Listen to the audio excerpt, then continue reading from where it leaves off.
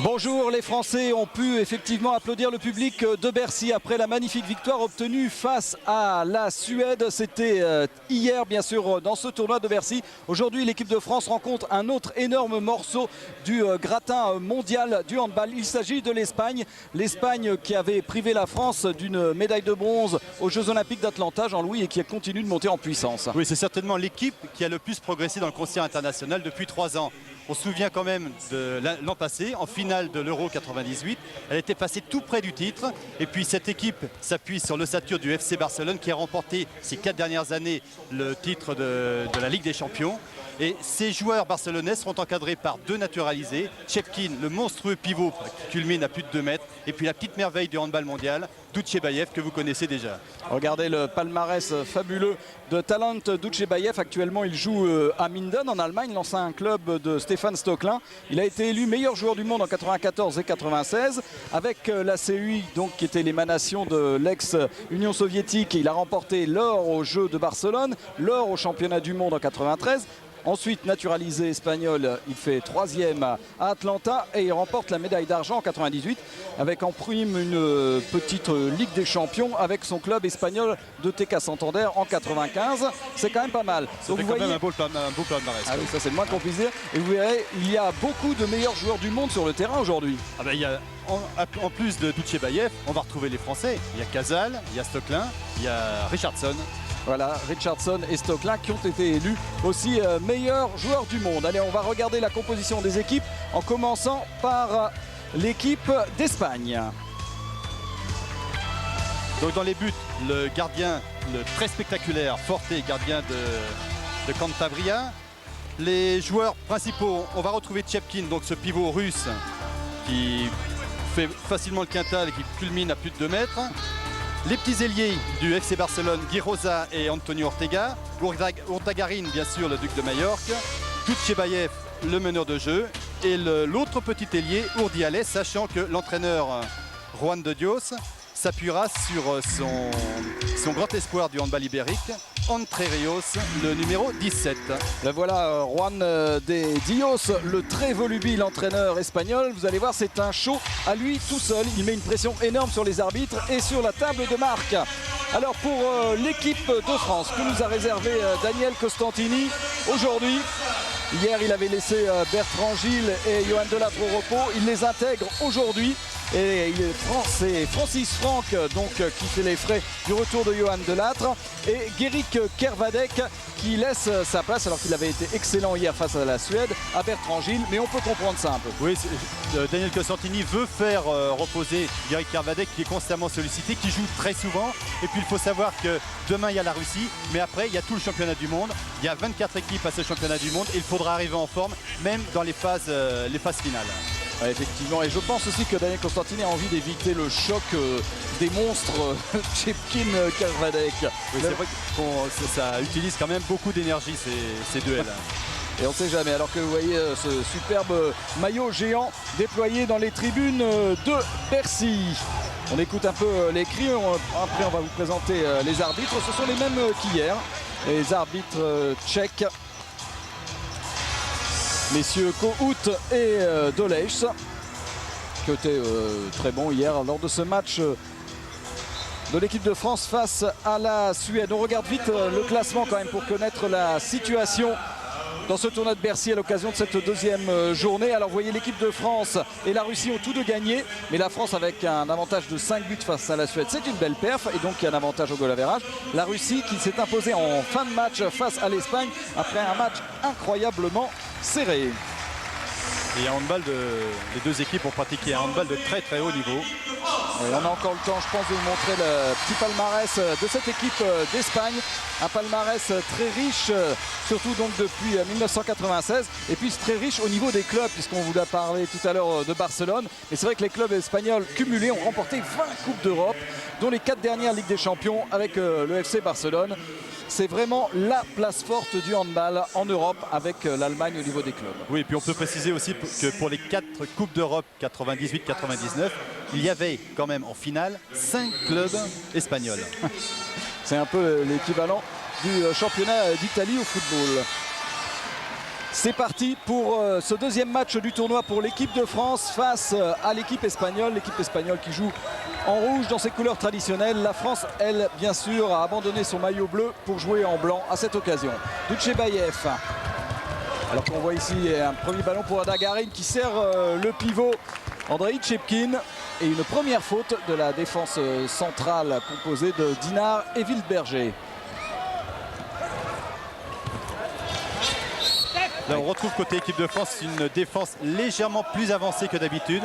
C'est vrai qu'il y a du bras derrière. Il y a Olala d'un côté et Ourdagarin de l'autre. Le voilà, Olala.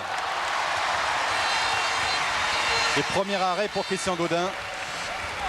Pour, Johan Delattre. Ça commence bien, ça va le mettre en confiance tout de suite. Alors pour la première attaque française, c'est Laurent Puisségur qui est au poste de pivot. On retrouve à droite Joulin, Stocklin au poste d'arrière droit, meneur de jeu Jackson Richardson. À gauche Marc Wildberger et Andrej Golic à l'aile gauche. A souligner aussi qu'en l'absence de Gary Kervadec, c'est Richardson qui porte le brassard de capitaine. Ballon perdu. Une bonne interception de Marc Wildberger, mais le ballon sera rendu aux Espagnols. Ce n'est que la troisième fois qu'il est capitaine, Richardson, de l'équipe de France.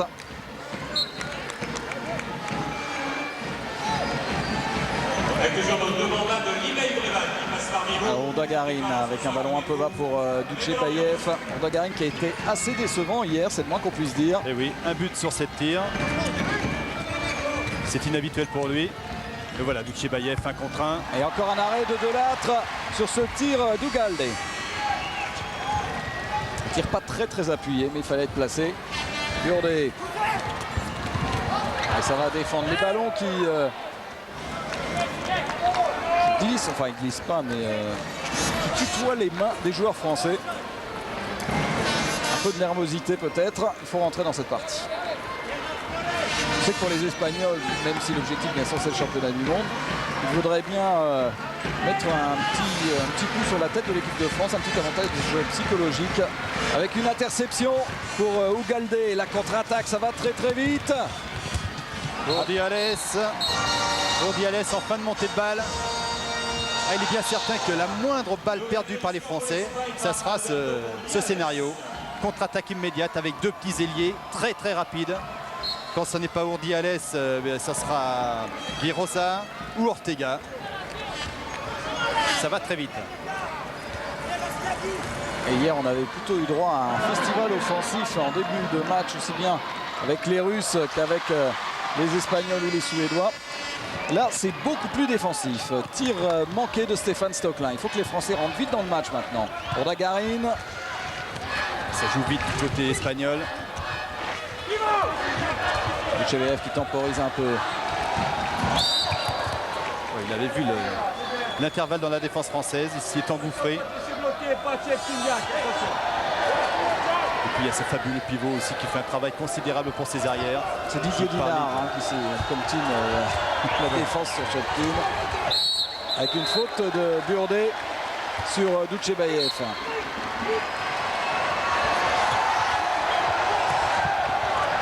Bien défendu de la part de Didier Dinard qui a complètement fermé la porte à Dutchebaev.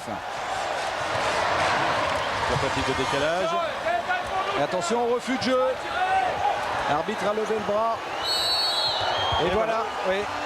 Il a laissé un petit peu de temps à Dutchebaev pour déclencher un tir, ce qu'il n'a pas fait. Joulin. Et un superbe arrêt, mais avec une faute. Non, pas 2 minutes. J'ai cru qu'il allait mettre 2 minutes. Ah, oh là là, en tout cas. il y a pénalty pour une défense en zone. Oui, juste avec son bras gauche, il a déséquilibré Joulin au moment du tir. Jordi Núñez dans les buts face à Golic. Le pénalty réussi par Andrej Golic. Habituellement, c'est Stéphane Joulin qui tire les pénaltys pour la France. Mais là, comme la faute s'est faite sur justement l'ailier français, c'est l'autre ailier, Andrej Golic, qui est allé tirer ce pénalty. Pour tenir la défense, c'était bien comme ça, hein. Et parlez-vous au maximum dès que ça bouge. Tentative de bloc, remise au bloc. Il faut monter cette balle. Tchepkin essaie de jouer au poste de pivot avec Ugalde. Coup franc pour l'équipe d'Espagne.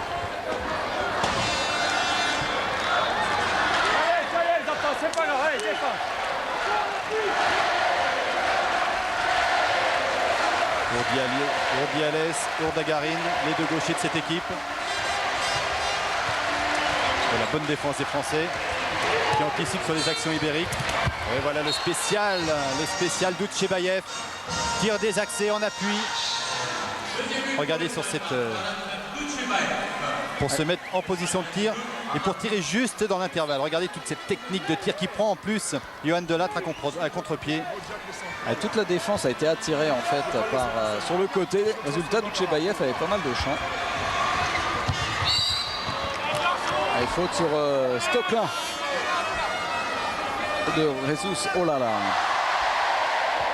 Elle est bien certain qu'au poste de pivot, il y aura un peu moins de poids que lorsque Gary Kervadec joue. Mais ça va amener certainement d'autres combinaisons, notamment des combinaisons issues de Montpellier. Voilà, Jack passé, maladresse. Il avait fait le plus dur, Jackson Richardson. Il était passé, il était en bonne position de tir et il tire à côté. Avec une faute sur Chepkin, avec un carton jaune poussé dans le dos. Carton jaune pour Didier Dinard.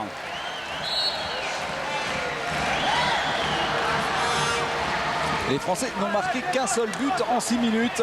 Preuve que les défenses sont bien en place dès le début.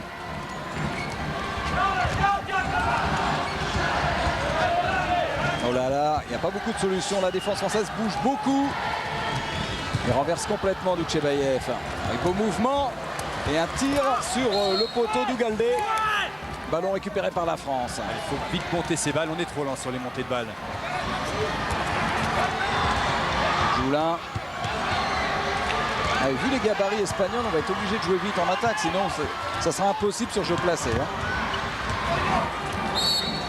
Faute sur Marc Wilberger. Et plus on attaque cette défense ibérique, plus on se rapproche de cette défense et moins on a de possibilités de trouver des solutions. Il faut prendre du champ. Et regardez la différence de gabarit entre le pivot français Puységur et Chepkin.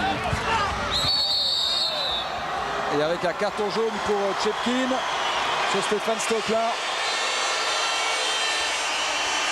Stéphane Stocklin qui avait bien engagé son épaule après ce 1 contre 1. Chepkin battu, mais c'est une faute involontaire quand même. Avec une bonne passe pour Puységur qui a gobé le ballon. Comme quoi, il ne suffit pas d'avoir un grand gabarit, il faut aussi avoir des bonnes mains. La preuve avec Laurent Puységur. Là, c'est un but montpelliérain. Passe ailier pivot. Il n'avait marqué qu'un but face à la Suède sur un caviar de Gary Kervadec. C'était la passation de pouvoir. En fin de match, là. Là, ça commence bien. De partout. Et ballon intercepté. Dinard qui peut sauver. Non, finalement, ballon récupéré par Urdagarin. Dinard était obligé de lâcher le ballon rapidement. Il allait retomber en zone. Urdagarin qui cherche Chepkin. Une fois que Chepkin a la balle, lorsqu'il est en mouvement, il est inarrêtable. Regardez, il est empêtré dans la défense française. Il prend le ballon dans sa main gauche. Heureusement que les arbitres avaient sifflé avant.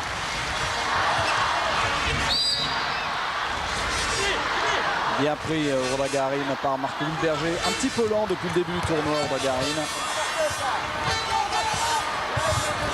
Oh là là, c'est dur. Mais il réussit à provoquer la faute. Bonne défense de Stéphane Cunin qui était venu doubler derrière Cédric Burdet. Défense très avancée des Français. Très offensive. Qui est en train de perturber les passes ibériques. Allez, la première contre-attaque avec Richardson. Je ne sais pas comment il a fait pour mettre. Il y avait faute sur lui. Il est allé exploser votre beau panneau, Jean-Louis. Regardez le retour de Utchebaïev. Et il arrive quand même à protéger son ballon. Là, il a fallu de la volonté de la part de Richardson. Et sa célèbre glissade qui permet à l'équipe de France de mener pour la première fois du match 3-2. Urdagarin. Urdiales qui rentre deuxième pivot. Ah oui, ça c'est magnifique. Passe lumineuse de Utchebaïev pour Urdiales. Et tout le travail de Vutchebaev qui s'est débarrassé de son adversaire, qui attire aussi l'adversaire de Urdiales, en l'occurrence Didier Dinard, pour servir son pivot. Voilà Urdiales en fin d'action. Malgré la parade désespérée de Johan Delattre. Un bout portant, pas facile. Berger, bien pris par Gagarine.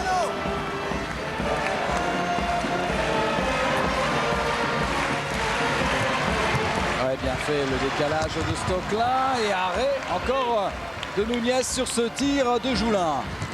Regardez comme ça va vite, ça c'est du FC Barcelone. Oh, mais ça c'est magnifique aussi, l'arrêt de Johan Delattre à bout portant face à Ugalde. Et dans les champions du monde tout à l'heure, on avait oublié Johan Delattre, puisqu'il faisait partie de l'équipe de France 95, qui avait décroché ce fabuleux titre en Islande face à la Croatie.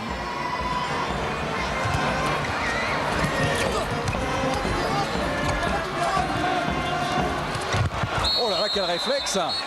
Quel réflexe et quelle technique individuelle de la part de Laurent Puisségur pour s'extirper de cette défense ibérique. Et il y aura un penalty. Parce qu'il y avait du poids autour de lui. Et il en a perdu sa chaussure. Regardez la différence de gabarit avec cette image que nous propose Jean-Jacques Amselem et son big band. Il en a perdu sa chaussure. Et pendant ce temps-là, on a eu droit à un petit penalty qui a été transformé sans problème. On va vous le remontrer au ralenti. Tranquillement, Andrej Golic. 4-3. Marché. Ah, quelques petites erreurs côté espagnol en ce moment. Ah, il y a une grosse pression de la défense française sur les porteurs de balles. Et ça les perturbe un petit peu, les Espagnols.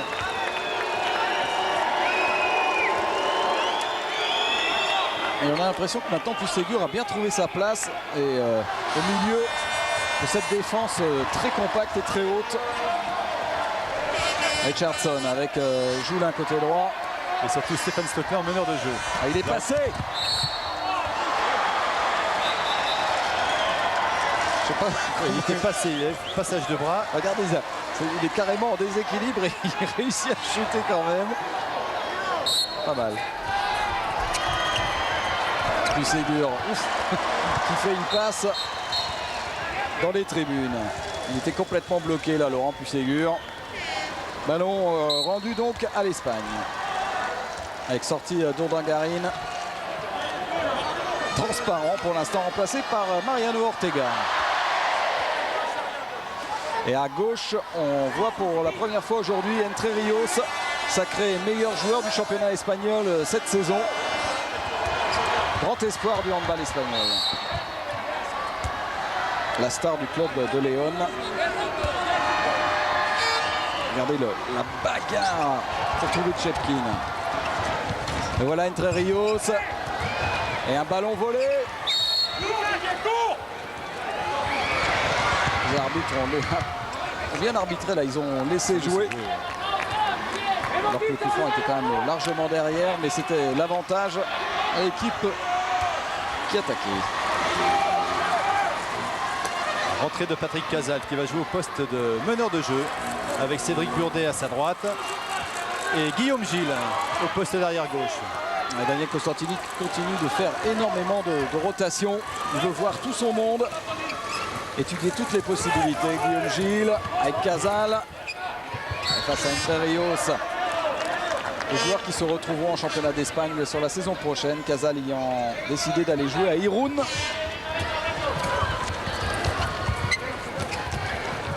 Niveau 1 contre 1. Chercher Puisségur et interception. Entre Rios. Ah, il est fort. Il est fort parce qu'il était marqué de près. Hein. Ouais. Il était marqué de près. Il a réussi à démarquer son bras, à démarquer sa main et d'un coup de poignet. Regardez sur ces images de Jean-Jacques Amselem qui connaît parfaitement le handball. Il arrive à rabattre la balle au sol et parfaitement placé dans le but de Johan Delattre. Et il a longtemps joué en corpo.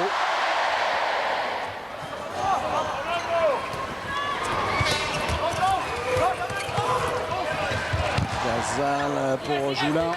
La défense s'est intensifiée, ah oui, avec une faute indiscutable. Faute indiscutable là de Jesus Solala. Et il fait chaud à Bercy. a vu le visage, plus exactement la tête de Didier Dinard. Et on va essuyer le terrain pour la première fois de ce match qui pour l'instant est très tendu. En tout cas très défensif, 4 partout après 14 minutes de jeu. Oui, c'est pas beaucoup quand même. Non. Gros plan sur Jordi Núñez, gardien de Ciudad Real. Guillaume Gil. La faute sur Patrick Casal.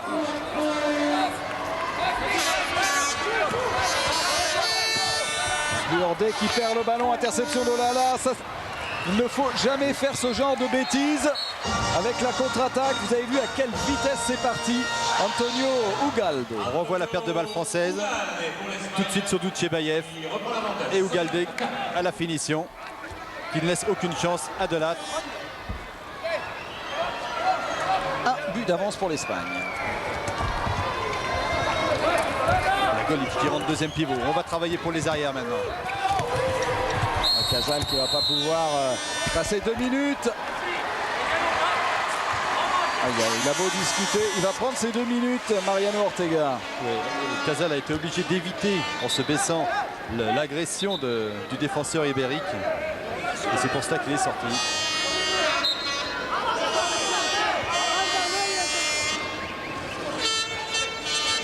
Il est plus calme pour l'instant, Juan de Dios. Hier, il était hystérique. Il passe, tir depuis Ségur détourné par Núñez sur le poteau. Et bon repli défensif de l'équipe de France, pas de possibilité de contre-attaque.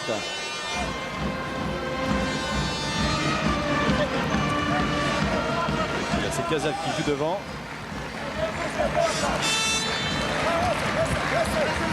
Bonne défense de Burdet.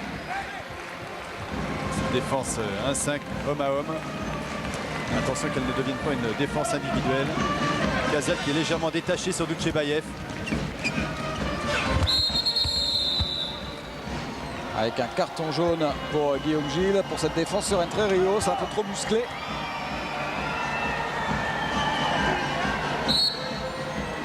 Les Français sont impliqués mais n'arrivent pas à enflammer la partie.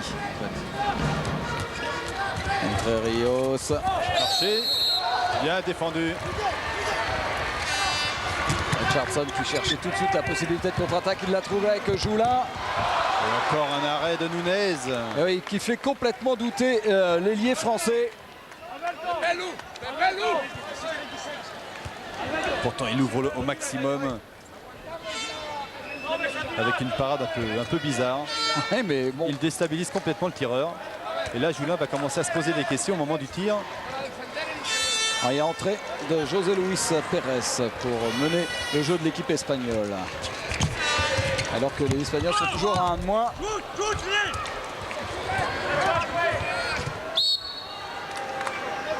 Il n'y a que des petits gabarits sur le terrain pratiquement. Et un arrêt de Delattre sur un tir très soudain. Il faut toujours être vigilant, même quand on a l'impression qu'il n'y a rien. Oh, quel bras! Quel avion! Quel avion de la part de Guillaume Gil sur cette fin de contre-attaque. Là, il n'y a pas eu de dribble. La balle a brûlé les doigts des Français automatiquement. Et bien, elle trouve un joueur en position de tir. Et là, quand Guillaume est dans cette position, il est inarrêtable. Núñez ne peut rien faire. La défense n'est pas en position. Les Français ont tous les atouts en main.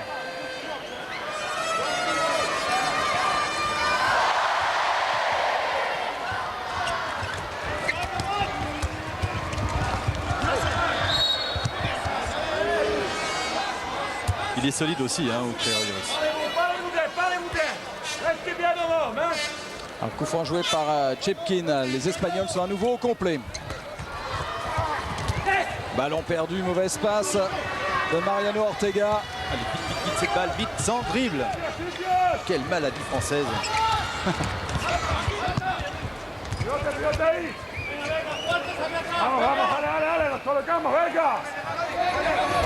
Et on en profite pour faire pas mal de changements.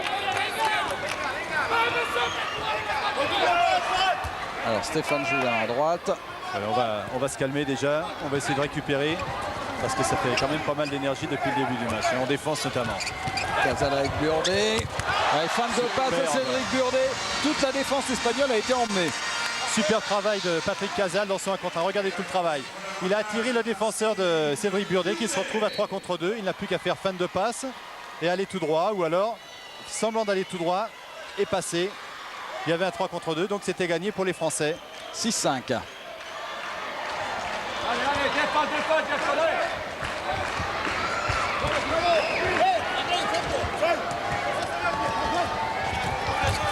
Entre Rios, bien bloqué. Oh, quel bras, voilà. Tout à l'heure, on parlait du bras de Guillaume Gilles. Là, on a vu celui de Mariano Ortega. Mariano Ortega qui est monté, qui a déclenché son tir de suite avant même que les défenseurs français montent les bras. Regardez ces belles images avec Johan Delattre qui n'a absolument rien pu faire sur ce tir de Ortega.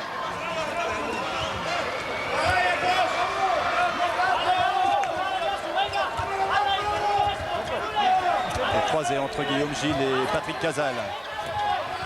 Bloc. Et il va pouvoir déclencher. Tir à la hanche de Guillaume Gilles. Guillaume Gilles qui retrouve toutes ses sensations. Avec Philippe Gardan, avec Christian Gaudin. Christian, comment se comportent tes copains? Bien, enfin tout du moins depuis 4-5 minutes. C'est vrai qu'au départ on a eu un petit peu de mal, je pense, à se réveiller tout simplement parce que c'est quand même pas une horaire habituelle pour un match de ce niveau. Mais bon là je pense qu'on est rentré dans le rythme et ça va beaucoup mieux. Et on sait que pour toi, tu as eu une saison difficile, il y a eu beaucoup de matchs, notamment les barrages. Psychologiquement et physiquement, c'était assez éprouvant. Comment tu te retrouves là actuellement à une semaine du championnat du monde? Bien, psychologiquement impeccable. Bon, physiquement, je gère et tout va bien, pas de petits bobos, donc je pense que tout ira bien. C'est vrai qu'au niveau de la gestion, tu es bien. J'ai été à bonne école. Merci Christian. Avec un nouveau coup franc joué par l'équipe espagnole. On était à 2 doigts de l'interception avec Richardson. C'était dur ce qu'il a tenté José Luis Pérez. Il va vite. Dès qu'il s'est baissé sur ses 2 appuis, il remonte à toute allure.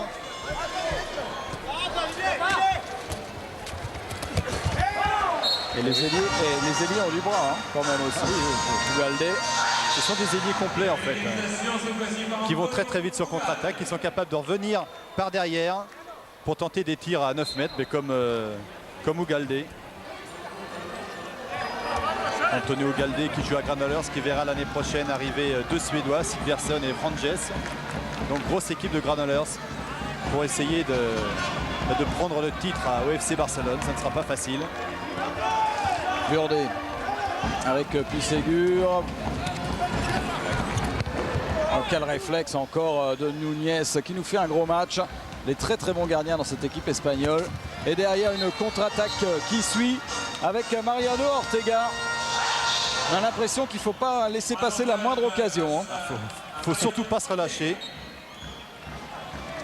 Si on n'est pas très adroit au tir, si on perd un ballon, ça déboule très vite derrière. Et c'est leur point fort à cette équipe espagnole. Défense très active, très mobile. Un but d'avance pour l'Espagne. 8-7. Guillaume Gilles qui va provoquer les 2 minutes. Il avait battu son défenseur, il s'est engouffré dans l'intervalle. Et c'est la 2e fois que Mariano Ortega prend 2 minutes. C'est visiblement aujourd'hui l'homme des basses besognes. Et ça coûte cher. Il va pas faire comme Wittberger hier quand même. C'est vrai qu'il a du jus, Marc.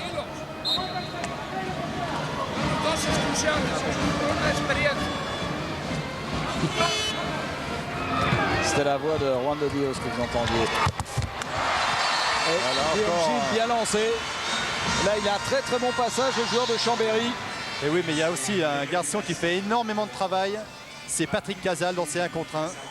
Là, il est en train de perturber la défense espagnole en attirant les défenseurs de ses copains.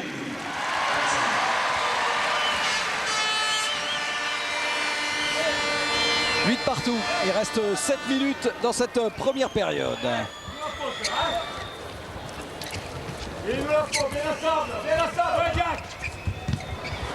Oh là là! Quel réflexe! Johan Delattre sur ce tir de Talent de Chebayev. Quel réflexe à bout portant. Il marque des points aujourd'hui, Johan Delattre. Oui. C'est un garçon très calme. Gardien de Villeneuve d'Ascq. Vous entendez les consignes en direct de Daniel Costantini. Faites passer devant. À part Jack, tout le monde aligné. Oh, il va y avoir 2 minutes pour Cédric Burdet. Pour cette faute. Ouais, mais c'était difficile pour Cédric de faire autre chose puisque Entre Rios était venu au contact. Il est monté sur le défenseur français. Et là, c'est vraiment limite entre le passage en force et puis la faute de la défense.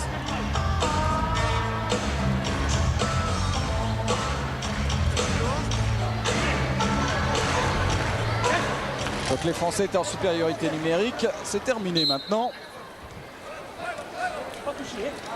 Et ils vont les mettre bientôt en infériorité.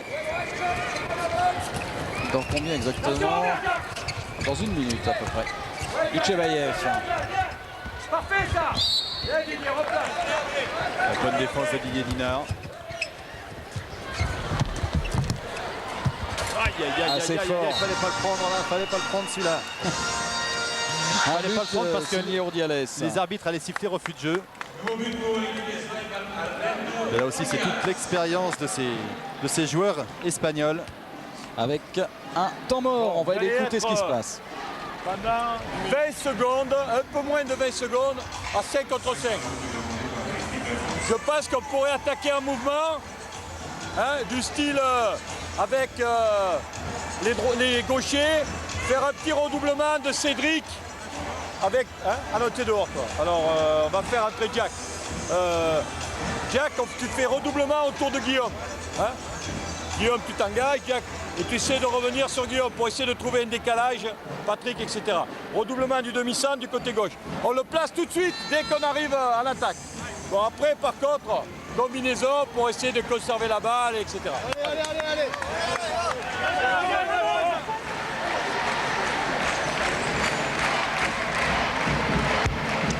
En tout cas, on n'ignore rien de la prochaine attaque française qui sera axée autour de Jackson Richardson. Jack et Guillaume Gilles. On va assister à des croisés.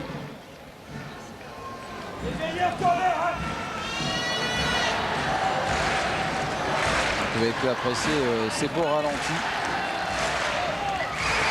Colorisés ou décolorisés comme on veut. 9-8.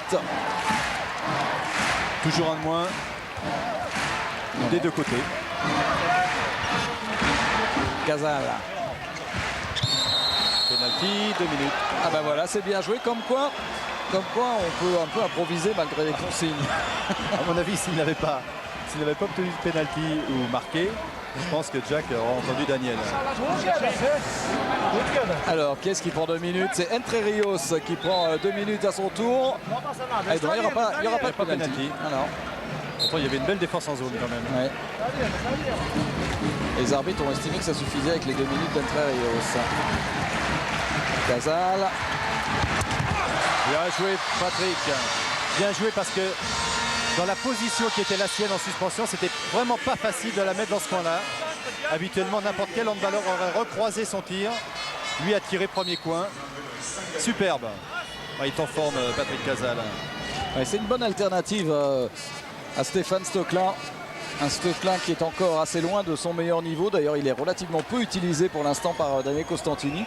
Alors peut-être que ça sera l'arme fatale lors du championnat du monde. Il a besoin encore d'un petit peu de temps pour être au top. Il en est conscient d'ailleurs. Il ne faut pas laisser rentrer derrière vous comme ça. Didier, ne montez pas à 15 mètres, merde.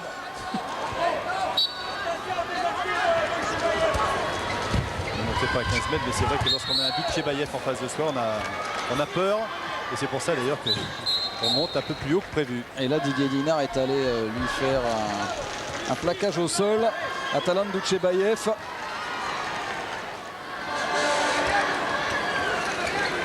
Qui n'a marqué que 2 buts sur 4 tirs, mais quelle influence dans le jeu. Oui. Si on comptait les passes décisives de Talan. Il ne faut pas être tout seul. Aidez-moi à l'intérieur, derrière Jack. Chacun aidez-moi à l'intérieur. Oh là, quel boulet de canon d'Ugalde. Et c'est un ailier, hein. C'est pas Galdé.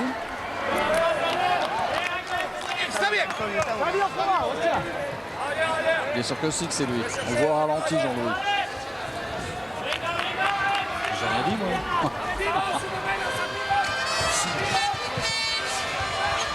Patrick Casal avec Burdet. Tout le monde a un œil sur le chrono. Il y a 4 joueurs de Montpellier, donc on va enclencher des mouvements propres à Patrice Canaillé. Voilà, c'était dur pour Casal qui s'est explosé face au mur. Chepkin, il reste complètement KO d'ailleurs, Patrick Casal. Vous allez le revoir en ralenti avec la caméra opposée. Boum. Ah, c'est pas un mur, c'est face carrément à Bulldozer. un truc de kung-fu que nous a fait Andrei Chepkin. Et Juan de Dios fusille du regard Chepkin en disant mais quelle faute débile Andrei. Ah là il a fait carrément un coup de karaté. Et Chepkin, bon, qui a le physique qu'il a, quand même été presque gêné d'avoir fait un coup pareil. Oui. Et là il s'est mis à l'autre bout du banc. Quatrième joueur espagnol sorti pour 2 minutes. Quand on vous disait que la défense était assez dure, vous en avez une illustration sur ce contact entre Casal et Chepkin. Mais bon, ça va, il se venge avec un tir fabuleux. Patrick Casal. C'était la meilleure manière de répliquer à l'agression de Chepkin. Et il le met tire bien dans la foulée en pleine lucarne. Ah, ça pourrait être la révélation tardive du mondial égyptien, Patrick Casal. Hein. Et oui, mais c'est vrai qu'il avait été ennuyé par de nombreuses blessures. Il avait un problème génétique. On a trouvé la source de ce problème. Et maintenant, depuis qu'il est soigné, il n'a plus aucune blessure. Et un but d'avance pour l'équipe de France. Il reste 2 minutes 30 à jouer en première période. Jack toujours détaché de cette défense. Entre Rios avec Mariano Ortega, accroché par Guillaume Gilles.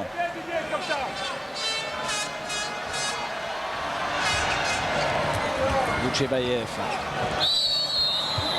Passage en force de Duchebaev sur Richardson. Et Andrei Golic qu'on avait très peu vu avec l'aide du poteau. Voilà une balle montée parfaitement par les Français. Là, encore une fois, sans dribble. La balle est parvenue dans des conditions, bon, certes difficiles. Ça passait, je sais pas où. Hein. Mais quelle technique de la part d'Andrei Golic. Et avec un temps mort espagnol alors que la France mène 11-9. On écoute ce qui se dit.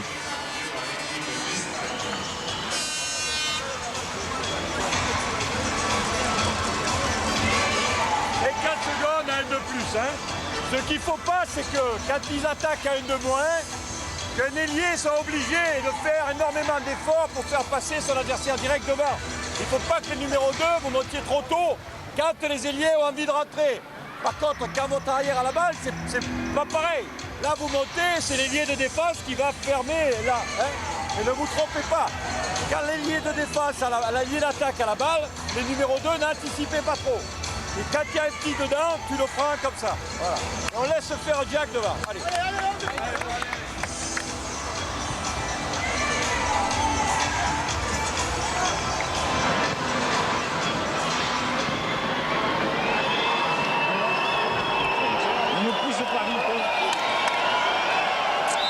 Allez, 2 buts d'avance, il reste 2 minutes. Ça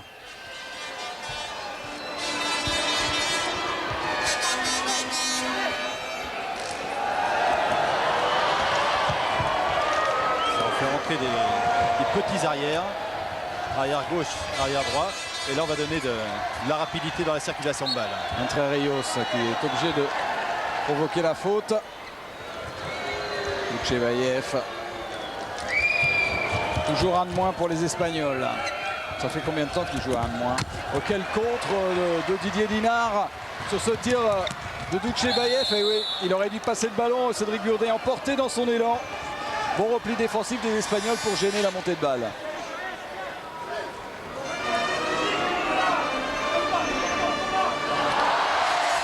Voilà, les Espagnols ont récupéré donc leur dernier joueur, Juan Pérez. Chepkin se calme toujours sur le banc. Enfin, il y a autant de poids quand même. Hein. Oui, 2m02, 104 kg, c'est quand même pas mal. Ouais.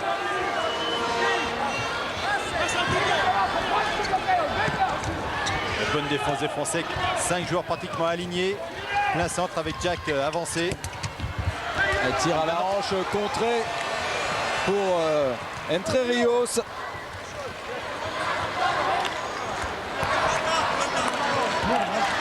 Secondes pour creuser l'écart juste avant la mi-temps. La France reste sur un 3-0. Allez, on a le temps de préparer cette attaque. Il faut mettre cette défense ibérique en mouvement, latéralement, et la prendre en contre. La prendre de vitesse. Cédric Burdet qui a provoqué la faute. Faut pas tenter. 9 secondes. Guillaume Gilles qui est allé là où il pouvait tirer. Il n'était pas sur son bon bras. 11-9. C'est la mi-temps après ce dernier arrêt de Jordi Núñez.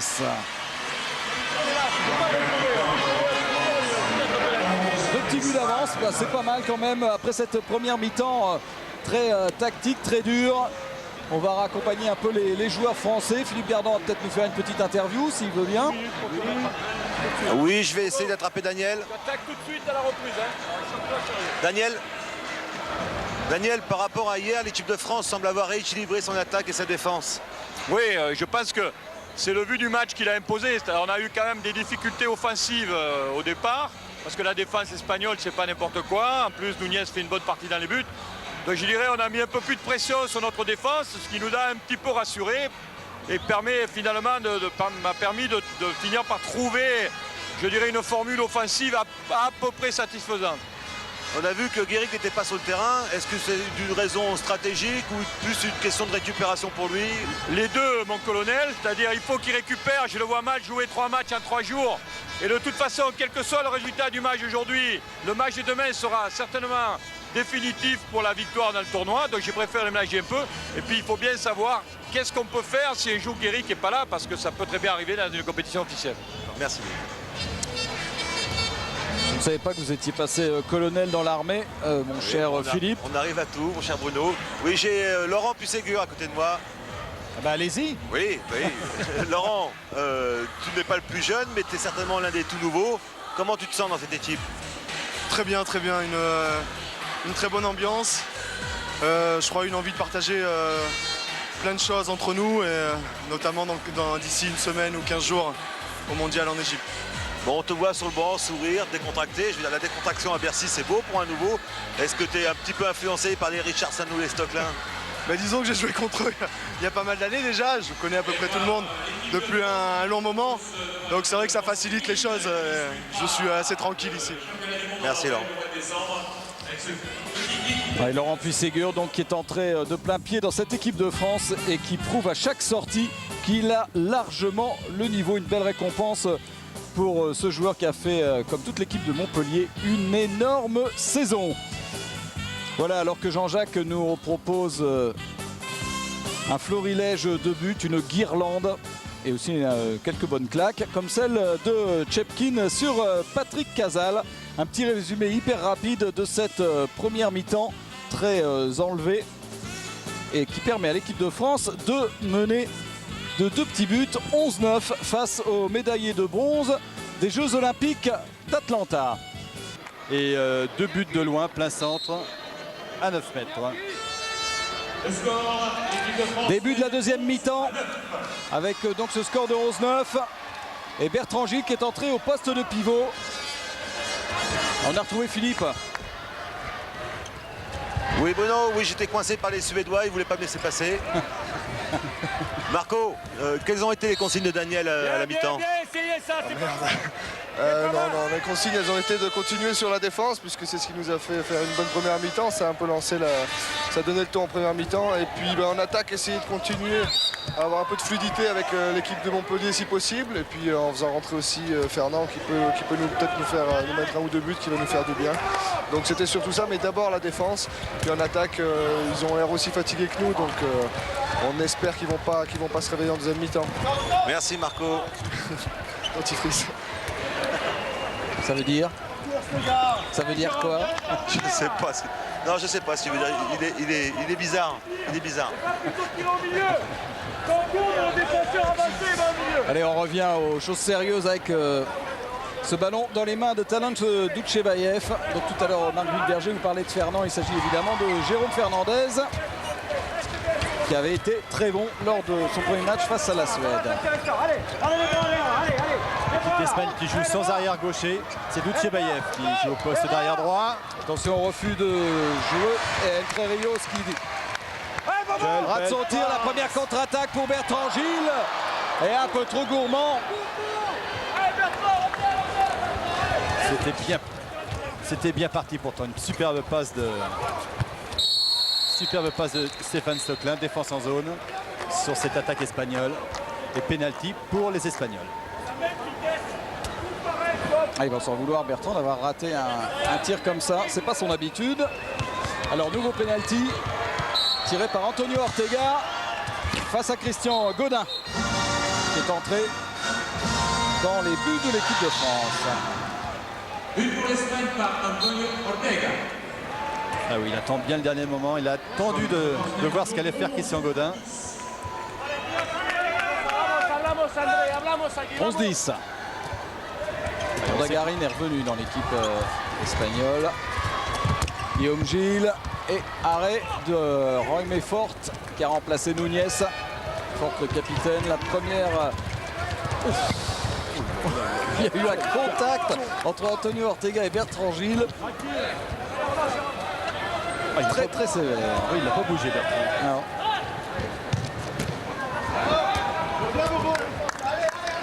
Entrée de Dinard en défense.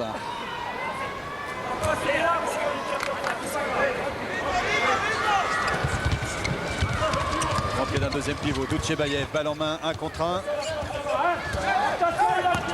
Quelle belle défense française. Entre les jambes dommage. Sur ce tir de Guirosa. C'est dommage parce que les Français sont en train de contenir tous les arrières ibériques. Ça passe, résultat, il y a des possibilités sur les ailes. Ah oui, c'est sûr qu'on renforce le secteur central et automatiquement on dégarnit les ailes. Et on sait aussi que la France a toujours du mal à commencer ce deuxième mi-temps. Là, ça fait 2-0 pour l'Espagne. Jérôme Fernandez qui rentre deuxième pivot, qui vient en blocage pour Stéphane Stoecklein. Qui a perdu le ballon, Stoecklein. La contre-attaque, Chepkin. Et la France qui prend un 3-0 là. Reprend l'avantage grâce à Andrei Chepkin. Il n'a pas joué fine quand même, Chepkin. Hein. Il a mis tout ce qu'il avait dans le ventre. Regardez, avec son petit sourire. Avec un coup franc en faveur de l'équipe de France. Coup franc qui va être joué par Bertrand Gilles. L'Espagne mène 12-11, ça va vite au hand. La France n'a pas encore marqué dans cette deuxième mi-temps. Tir contré de Cédric Burdet récupéré par Andrej Golic.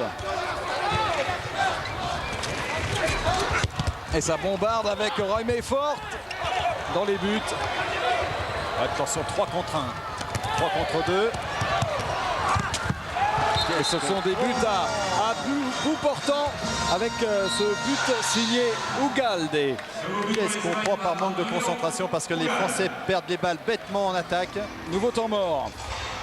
Demandé par Daniel Costantini, il y a urgence. On approche.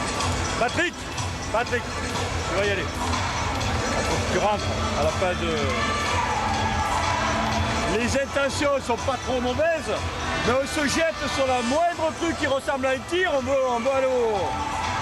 Pas bon ça. Alors, on va mettre Bobo central, hein, où on fait Célestin, où on fait rentrer derrière à l'opposé, hein, à l'opposé du ballon. Et quand il y a rentré derrière à l'opposé, Bobo, tu regardes et tu essaies de te déplacer. Et les deux qui restent à ce moment-là, il y a un défenseur devant, vous êtes seul.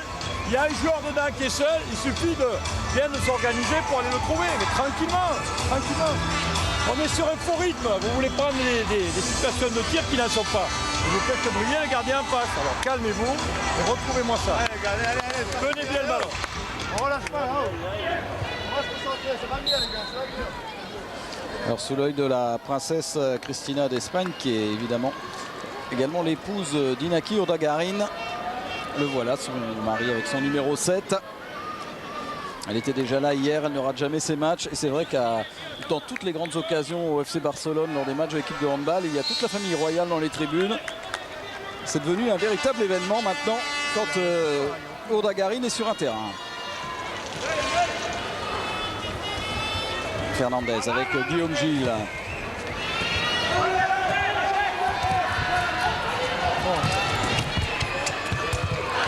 Cédric Burdet. Il était temps. Fin de série pour l'équipe de France. Voilà, c'est une action qui est partie de la gauche avec un 1 contre 1 de Jérôme Fernandez. Et ensuite, le décalage s'est parfaitement poursuivi pour se terminer sur l'aile droite avec un tir de Cédric Burdet. Et le 12e but de la France, Cédric Burdet. 8 des 12 buts inscrits par l'équipe de France l'ont été par des joueurs de Montpellier dans ce match contre l'Espagne. C'est vrai qu'il y en a beaucoup sur le terrain, mais quand même, c'est assez significatif. Et en plus, Dinard, lui, ne joue qu'en défense. Richardson.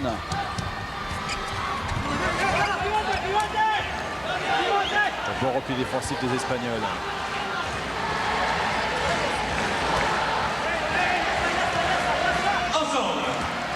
Il n'y aura pas beaucoup de contre-attaques de toute façon aujourd'hui. Tant que les Espagnols ne lâcheront pas un peu de l'Est. Fernandez. Marché, il est redescendu avant son dribble et là ça repart tout de suite. Ah, il faut quand même. Là, c'est des fautes d'inattention. Il faut empêcher de jouer ce coup franc rapidement comme ça. Sinon, Antonio Ortega va se régaler. Ah, il faut se mettre devant. Il faut taper dans le ballon, il faut faire quelque chose. Les Français sont en train de prendre une leçon de réalisme. Ils sont un petit peu naïfs là en début de deuxième mi-temps. 14-12. Voilà, il est passé. Voilà, bien joué. Patrick Casal. Jérôme Fernandez était monté en bloc. Et Casal n'a pas pris ce bloc, il est parti à l'inverse. Voilà, super Patrick. On va faire des deux en attaque maintenant. 3 buts pour Patrick Casal dans ce match. Moutchebaïev. Ça bouge beaucoup du côté espagnol. Oui, voilà une interception de Jackson Richardson. Et le ballon s'est rendu à José Luis Pérez, qui a été accroché au moment de la passe.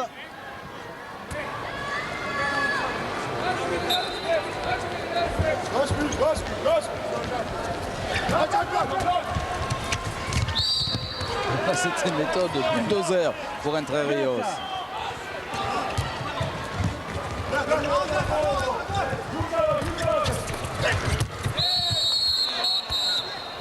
Alors, qu'est-ce qui se passe? Entre Rios, on va prendre 2 minutes. C'est sévère ça. 2 minutes pour Cédric Burdet. Pour la deuxième fois de ce match, Cédric Burdet exclu temporairement pour ce contact avec Entre Rios. France en infériorité numérique. Et penalty en plus qui va être tiré par Quirosa. En finesse.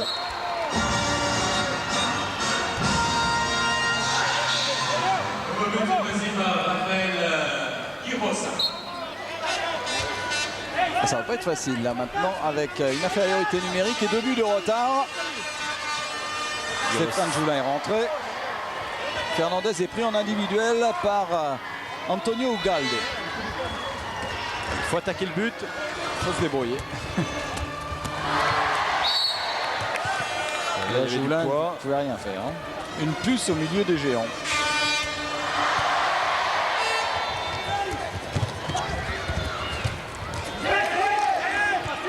Allez, il faut attaquer. Et arrêt de Jaime Fort sur ce tir de Golic.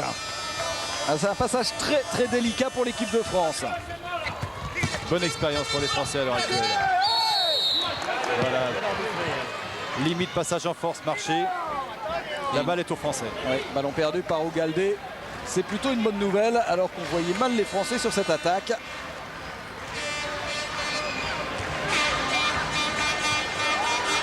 On va prendre tout son temps bien sûr pour placer l'attaque. Guillaume Gilles avec Golic. Patrick Casal qui va défier Olala. C'est bon parce que les Français gagnent du temps tout en allant vers le but.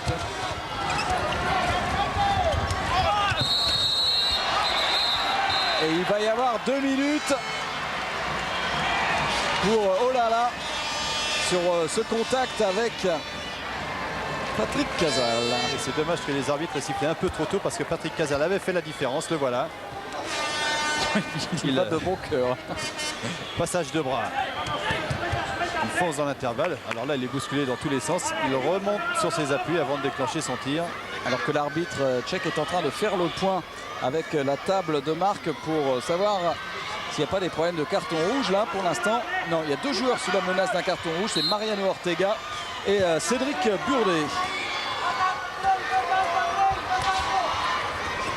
Les 2 équipes avec un joueur de moins de chaque côté. Tire sur le poteau de Patrick Casal. Il ne faut pas le prendre celui-là.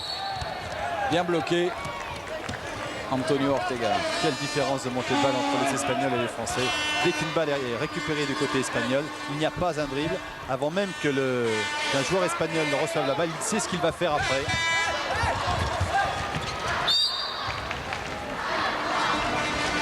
Les Français ont récupéré Cédric Burdet. Ils s'en sont plutôt très bien sortis sur ce passage. Entre Rios. Ortega, toujours aussi agressif.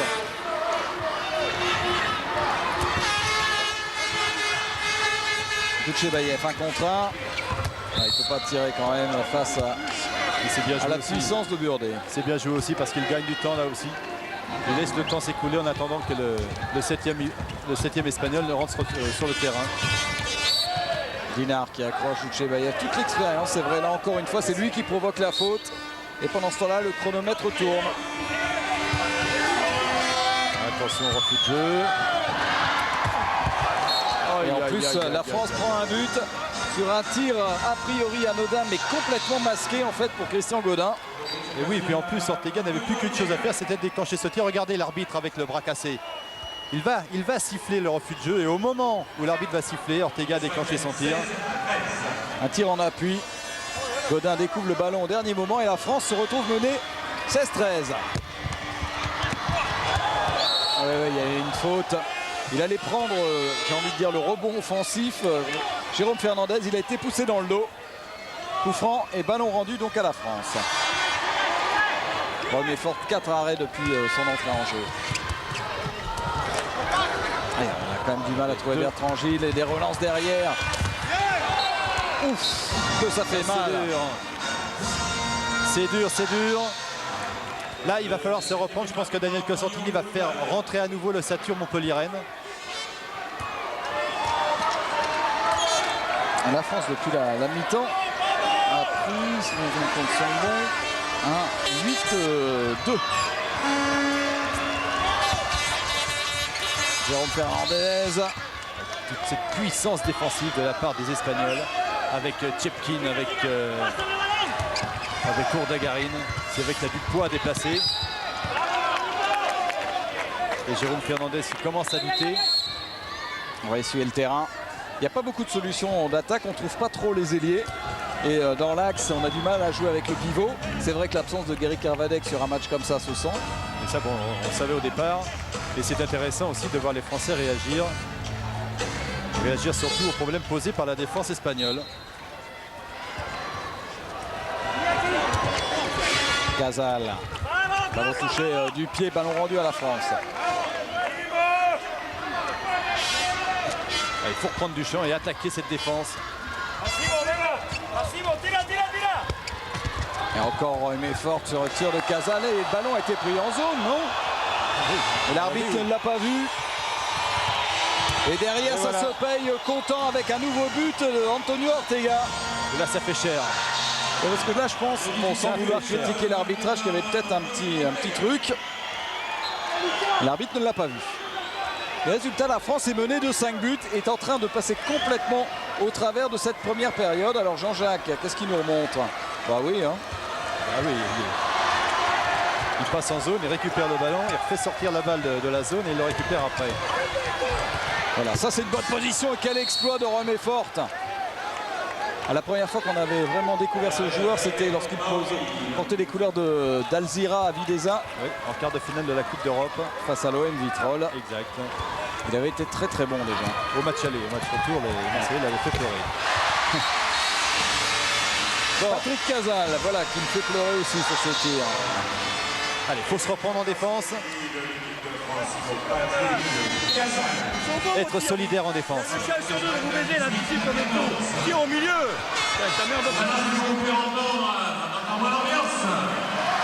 18-14, 4 buts d'avance pour l'Espagne. Allez, une défense solidaire. Il faut bouger, ne pas laisser d'espace. Avec une faute de Bertrand Gilles sur Mariano Ortega. Il faudrait piquer les ballons quand même. Parce que là, pour l'instant, les tireurs se régalent et notamment Mariano Ortega. Mariano Ortega qui est un joueur explosif, qui monte très très vite. Changement de rythme sur le dernier appui et c'est là qu'il fait la différence. Et si on n'est pas un peu attentif en défense, eh bien on est battu. Fernandez avec Guillaume Gilles pour Cédric Burdet. C'est dur de trouver le pivot. Avec une faute. On a assisté à une défense ibérique pendant 10 minutes là. Ah, c'est une muraille. Et il aurait presque pu y aller, Jérôme Fernandez. Un petit temps de retard. Mais là, il n'est pas en confiance. Il n'est pas en confiance. Il se tourne toujours vers Daniel Cosentini pour dire qu'est-ce que je dois faire. Et ce qu'il faut faire, c'est mettre la tête dans le guidon et puis foncer. Et pas se poser de questions. Et 11 arrêts pour Forte. Voilà, là il est passé, Jérôme Fernandez. Et encore un arrêt de Roy Mayfort. Et il doute, Jérôme Fernandez, c'est clair. Il avait fait le plus dur. Et Forte qui anticipe parfaitement.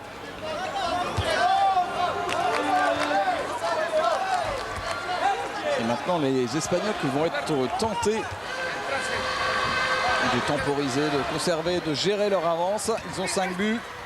Chepkin a bien fait de la part de Didier Dinard. Il a su lâcher au bon moment Chepkin pour venir fermer sur Ortega. Jack qui est rentré.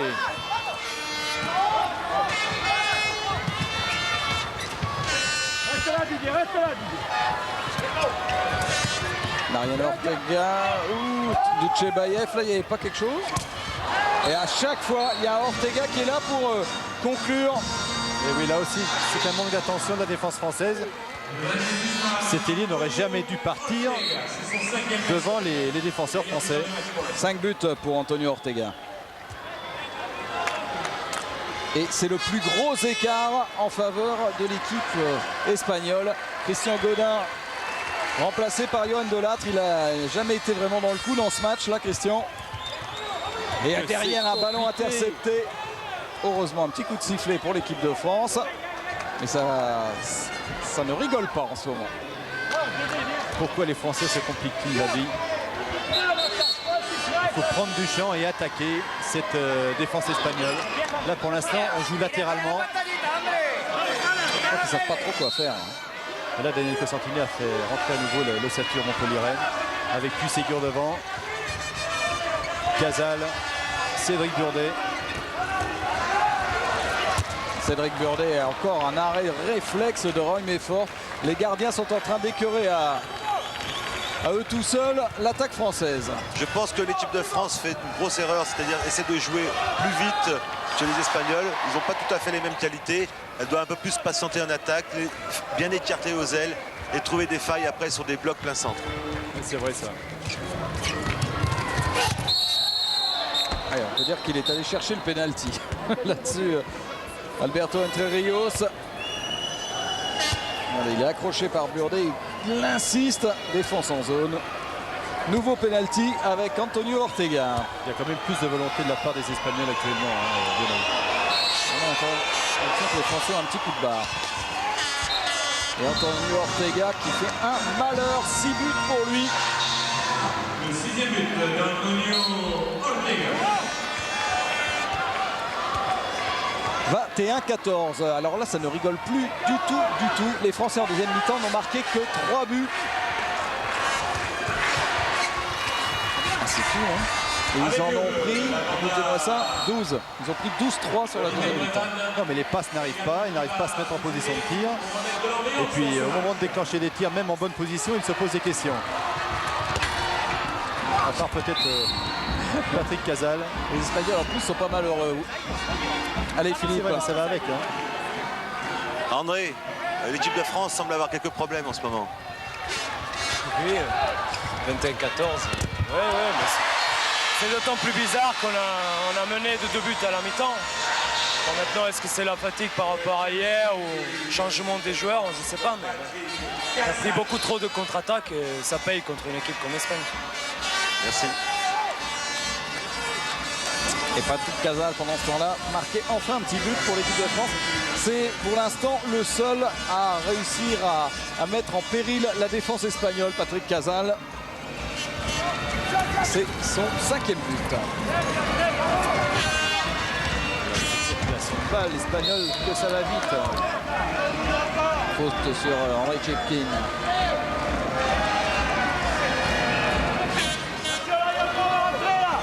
L'arrière droit va rentrer. Et arrêt de Johan Delattre sur un tir à bout portant de Entre Rios. Ah, ça c'est une belle passe. Voilà une contre-attaque bien jouée entre Bertrand Gilles, Jackson Richardson et Laurent Puységur. Et là, Bruno, je vais me répéter encore, mais il n'y a pas eu un dribble sur cette montée de balle française.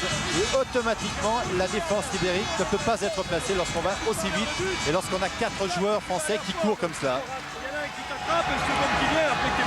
C'était parfait. 21-16 et la France est revenue à -5. Boutchebaïev. Voilà Bertrand, ça c'est bien. Ça c'est bien, ça va partir de la défense. Le Français allait doubler le copain. Voilà, bien joué de la part de Puységur. Passage en force. Ouais, passage en force sifflé contre Mariano Ortega. Ça fait 2 ballons de suite perdus par l'Espagne. L'équipe de France a l'occasion de revenir. Et Juan de Dios est en train de dire à Mariano Ortega, mais t'es complètement fou. C'est vraiment pas le moment de perdre des ballons comme ça.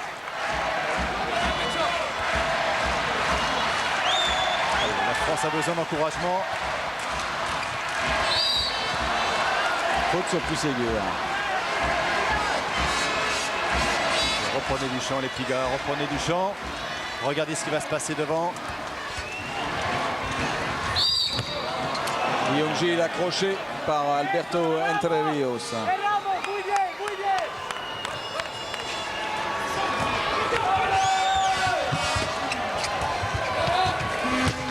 Ça fait Encore deux tirs. Il est en train de casser du bois depuis tout à l'heure. Il a vraiment pas de chance parce que c'est des tirs parfaits. Et ça fait 2 fois qu'il trouve soit le poteau, soit la transversale, Patrick Casal. S'il y a des dirigeants d'Irun dans le public qui se posaient encore des questions sur la valeur de Patrick Casal, là ils sont rassurés quand même. Oui. Parce que Patrick a signé pour 3 ans au club espagnol d'Irun. Et voilà, Juan de Dios. Avec coup franc joué rapidement par les Espagnols. Mariano Ortega, bonne défense de Bertrand Gilles. Ça revient un petit peu en défense.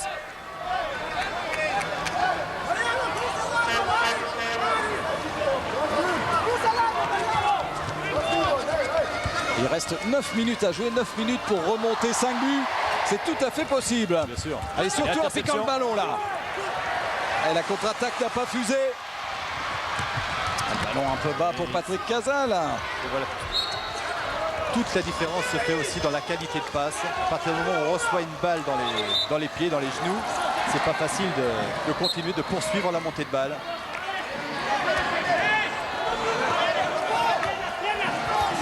Guillaume Gilles avec Jérôme Fernandez. Quel réflexe encore de porter. Il est fort, hein. Ah oui. On parlait hier de la régularité de Jérôme Fernandez. Voilà le problème.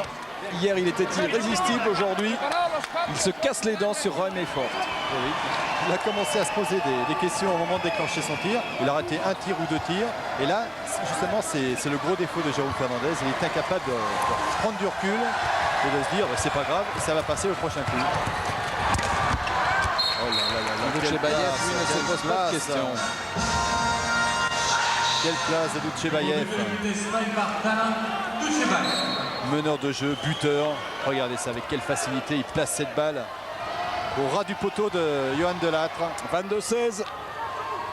Il faut, même si la France va avoir bien du mal à remporter ce match, il faut limiter la casse parce que pour gagner ce tournoi de Bercy, ça pourra se jouer peut-être pour une histoire de différence de but. Fernandez encore contré. Ah, une des rares contre-attaques cachées par les Espagnols et par Guirosa. Il faut poursuivre un 3 contre 2. Ballon contré. Ballon quand même pour l'équipe de France.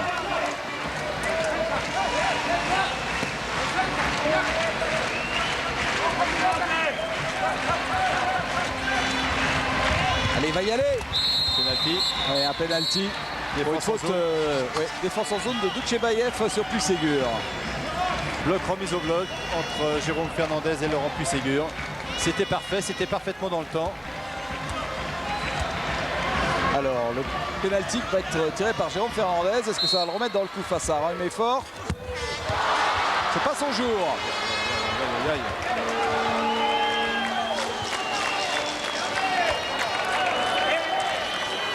Ah non, il doit travailler dans la tête hein, quand même, Jérôme.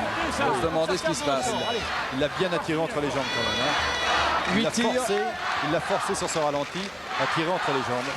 8 tirs et pas le moindre but pour Jérôme Fernandez.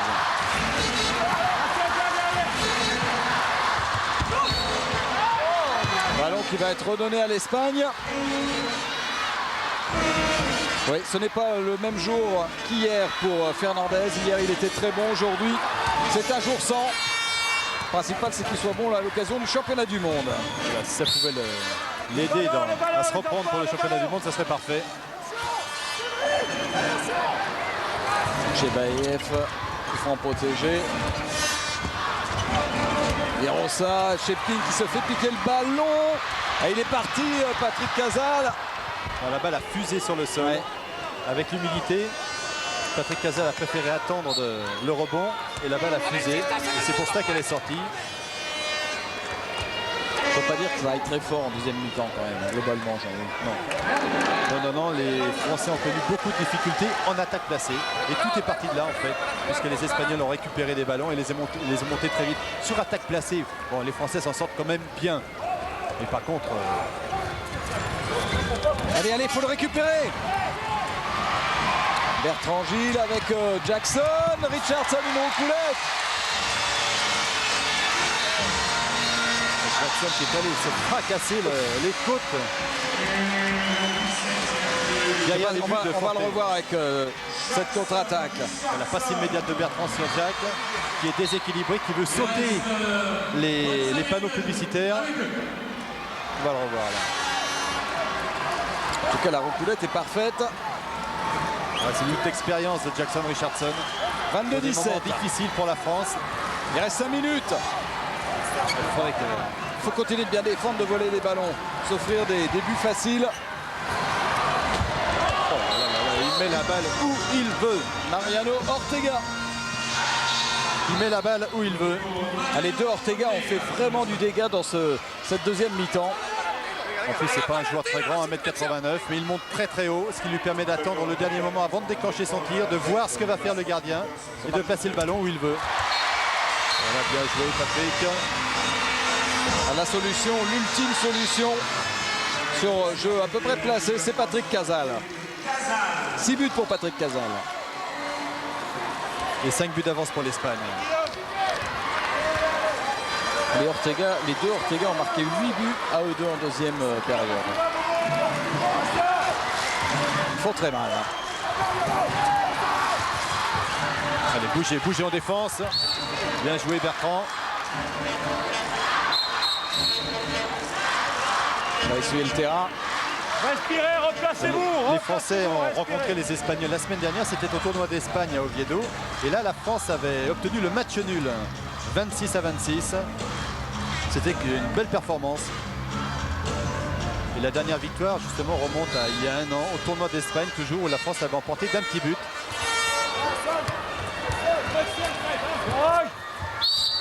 Bien, Guillaume, bien.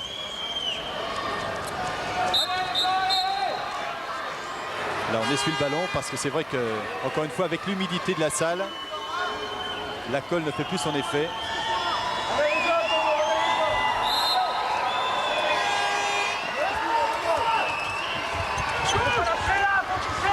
Allez, il faut se retrouver en défense, C'est tellement important la suite de la compétition et pour le championnat du monde. Avec une faute sur José Luis Pérez. Duchebaev. Et arrêt de Delattre sur ce tir. Allez, il faut que ça fuse. Le dribble. 3 dribbles. Ils ont laissé l'avantage. Bertrand Gilles. Bertrand qui est capable de jouer à tous les postes de l'attaque française. Daniel Cosentini l'a pris pour qu'il joue au poste d'ailier gauche. Il peut jouer pivot. Dans son club, Philippe Gardant le fait jouer au poste d'arrière. C'est un joueur complet. Alors, 23-19, 4 buts en 3 minutes. Faut pas traîner. Faut pas traîner, mais c'est encore jouable. C'est faisable, oui. Il faut vite récupérer un ballon. Les Espagnols, avec leur expérience, vont essayer de bien gérer ça.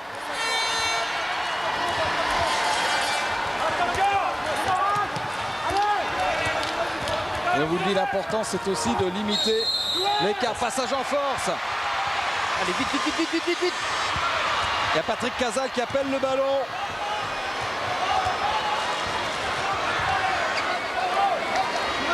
Cédric Burdet.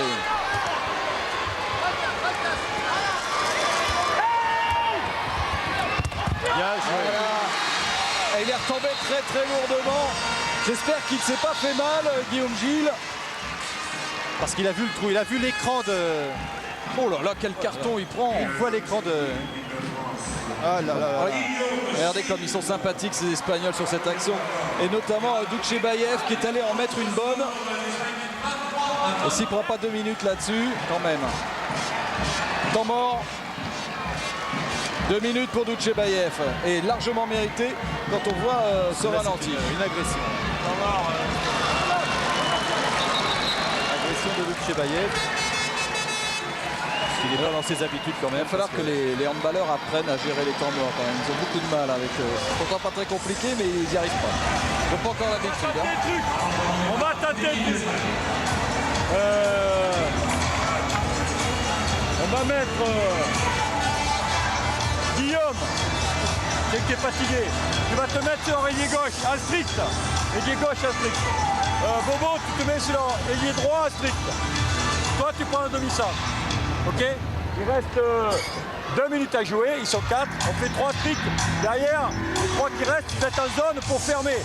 Les gars. Hein, on essaye, allez. Allez, à moi.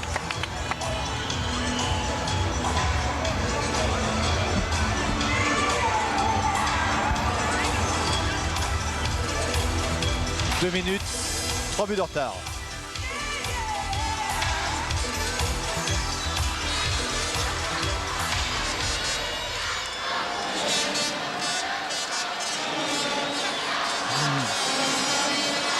Beaucoup de petits gabarits du côté espagnol pour pratiquer un jeu vif, rapide et prendre en défaut cette défense française. Daniel Cosentini a demandé à ses joueurs de monter très haut, de faire une défense offensive pour récupérer le ballon et non pas défendre ses buts. C'est la seule chance pour les Français de gagner ou tout du moins d'essayer d'arracher le match nul. Et voilà un ballon justement arraché par Laurent Puisségur. L'arbitre redonne le ballon à Guirosa.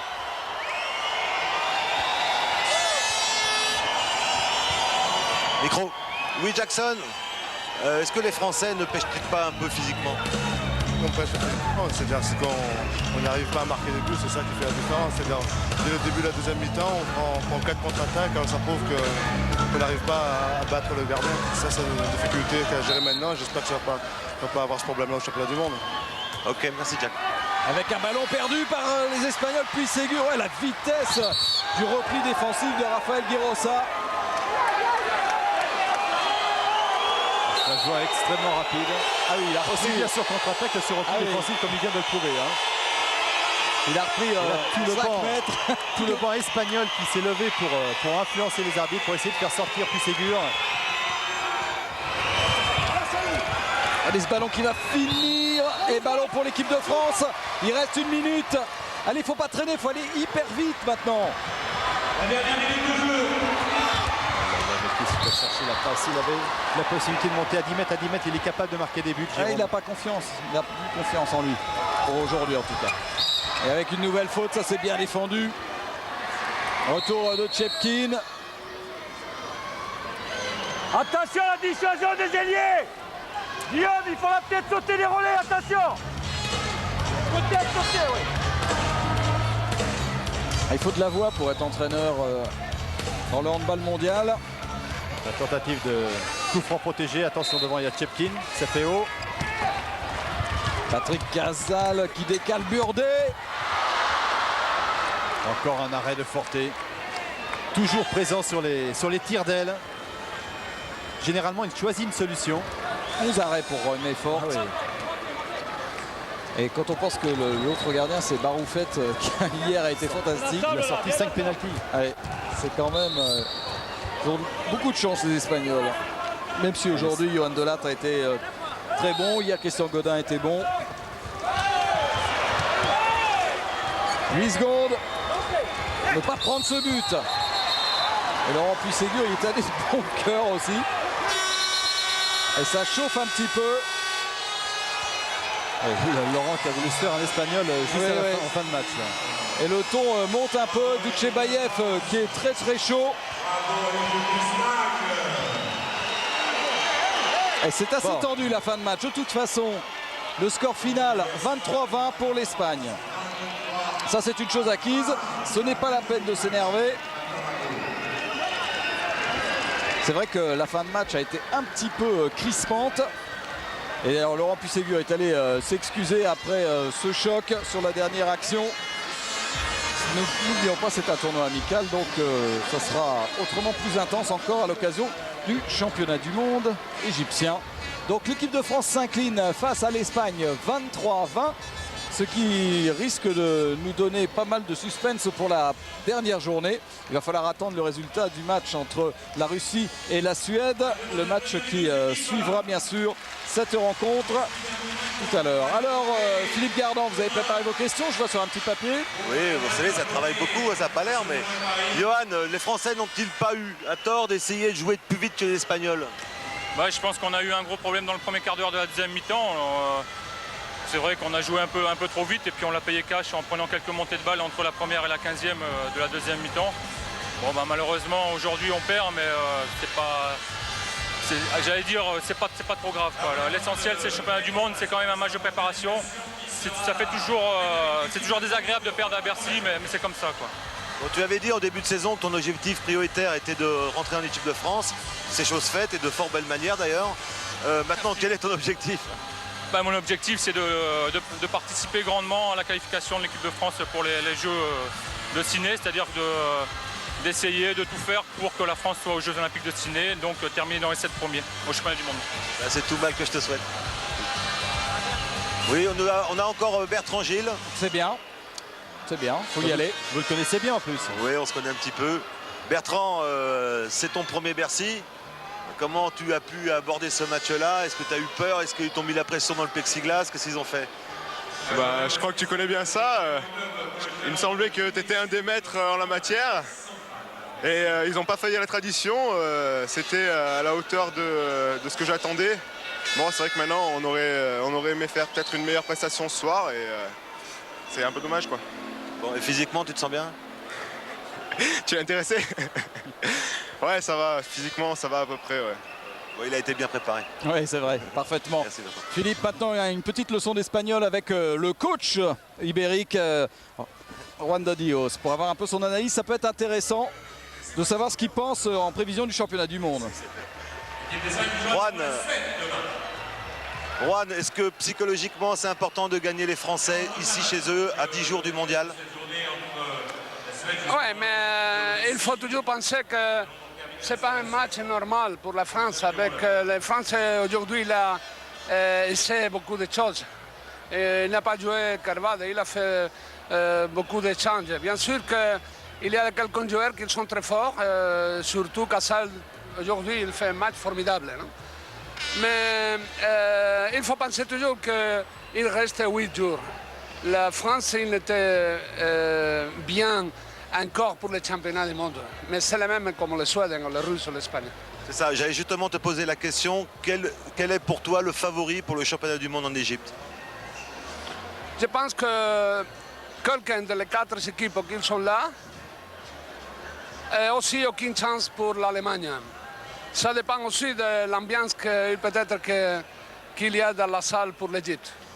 Je te remercie beaucoup, Juan. Merci. Merci.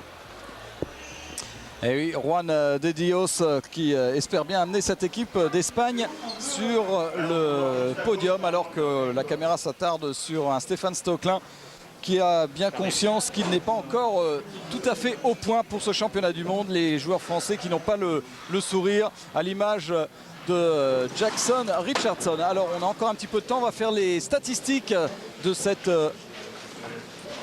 cette deuxième mi-temps pendant qu'on écoute un petit peu discrètement ce que dit Daniel Costantini. Vous voyez donc 20 buts sur 47 tirs au niveau français, ce n'est pas terrible. En revanche, au niveau espagnol, le pourcentage est excellent. 23 sur 35, ça c'est bon. Là, ça dépasse largement les 60%, c'est exceptionnel. À souligner aussi qu'en première mi-temps, les Français étaient à 61%. Là, ils sont descendus en dessous des 45%. Ça veut dire toute la difficulté pour les attaquants français de marquer. C'est le jour et la nuit au niveau des deux mi-temps. Alors, les tirs cadrés, arrêtés, poteaux.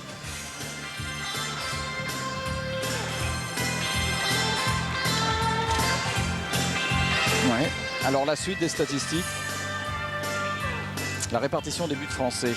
Oui, surtout des buts à 6 mètres. Donc, quelques buts sur contre-attaque.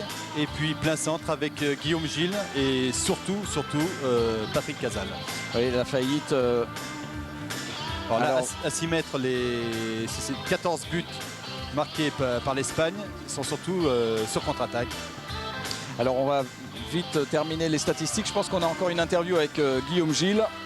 Oui, Guillaume, après 4 mois d'absence pour blessure, comment tu te sens? Qu'est-ce que t'en penses, coach? C'est moi qui pose des questions là. Non, on va dire que je suis sur la voie du retour, tranquillement. Bon, c'est pas encore fantastique, mais bon, on s'accroche et on va dire que les indicateurs sont plutôt favorables. Voilà. Bruno. Oui. Elle est courte cette interview. Oui, mais c'est Guillaume Gilles. Il faut le former un peu aux interviews. Qu'est-ce que ça veut dire? On va pas tout faire en même temps. Hein. Ouais. Bon, on va regarder un petit peu des belles images de l'équipe russe, puisque vous savez que demain en direct sur l'antenne de Canal+, à partir de 16h, vous pourrez suivre le match entre l'équipe de France et l'équipe russe. L'équipe russe, c'est simplement le champion du monde en titre. Et il y a du très très beau monde dans cette équipe. Ça sera quand même pas facile pour les Français, puisque encore une fois, les Russes ont pratiquement remporté tous les titres de ces 5 dernières années. Et puis il y a de gros gabarits. Là aussi, la France va avoir des difficultés à passer au-dessus du mur russe, puisqu'ils ont 4-5 joueurs plein centre qui culminent à plus de 2 mètres. Donc là aussi, il faudra être très vif, il faudra être très créatif pour trouver des solutions dans cette muraille russe. Et avec le grand retour en forme, ça c'est la bonne nouvelle pour Maximov, l'entraîneur russe. C'est le grand retour en forme d'Alexander Touchkine. On est revenu dans les vestiaires là. Oui, ça c'est le petit Richardson, Melvin Richardson. Voilà, qui a déjà le ballon de hand dans les mains, qui travaille la contre-attaque et l'interception. Vous voyez, il y a quand même de la bonne humeur dans le vestiaire français. Voilà, on va rendre l'antenne donc et on se retrouve demain à 16h. N'oubliez pas ce rendez-vous pour un match au sommet entre l'équipe de France et la Russie. On espère que ce sera pour le gain de ce tournoi de Bercy. À demain, même heure. Ciao. Salut.